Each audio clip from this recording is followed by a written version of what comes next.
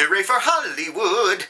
Hello there. Stan the Movie Man here with your WIMZ.com movie review. This week you voted for me to go see The Hobbit, The Desolation of Smaug, starring Ian McKellen, Martin Freeman, Richard Armitage, Benedict Cumberbatch, Evangeline Lilly, also Cate Blanchett, and Orlando Bloom. It is the continuing story of Bilbo Baggins as he accompanies a group of dwarves as they travel across the land to reclaim their home in the Lonely Mountain, which is currently occupied by a fire-breathing dragon named Smaug, which is voiced and also motion captured the movements by Benedict Cumberbatch. Bilbo, played by Martin Freeman, is with this group, and they think he's a thief because Gandalf, played by Ian McKellen, has told them that. They are still being pursued by a group of orcs, but we are getting more machinations with Sauron as he is developing his power. The Nazgul have been broken out of their tombs, which I know doesn't make any sense if you don't know anything about the world of Middle-earth. And the Wood Elves have made their appearance, Orlando Bloom as Legolas, and also Evangeline Lilly as Tauriel. She and he helped save the dwarfs and Bilbo from an attack by the orcs.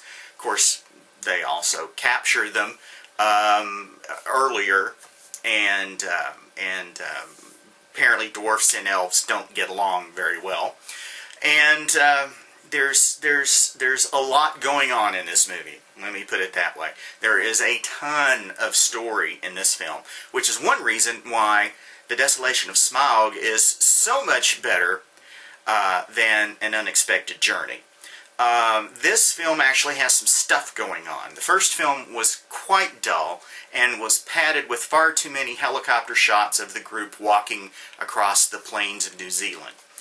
This time, there's actually stuff going on, and there's a ton of action scenes, which also helps quite a bit. There's some fair amount of humor, but it isn't the kind of silly humor that we got in the first film. It's silly, but it also fits within the story as it's being told. And I tell you what, Benedict Cumberbatch as Smaug is quite scary. That dragon with the neck frill that when he breathes opens up, and his belly and chest glow with the fire within, and his voice, the way it's been modulated, and the hissing nature of his words. This movie is so much better than the first one. It's finally returning back to the kind of fantasy that we know Peter Jackson for with the Lord of the Rings films.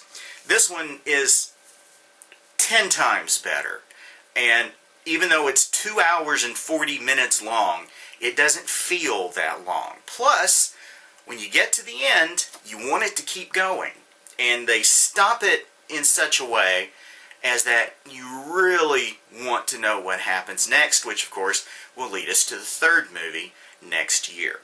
I'm giving The Hobbit, The Desolation of Smaug, 5 guitars. Go to WIMZ.com to read my complete review, as well as to vote on the movie that I see next time.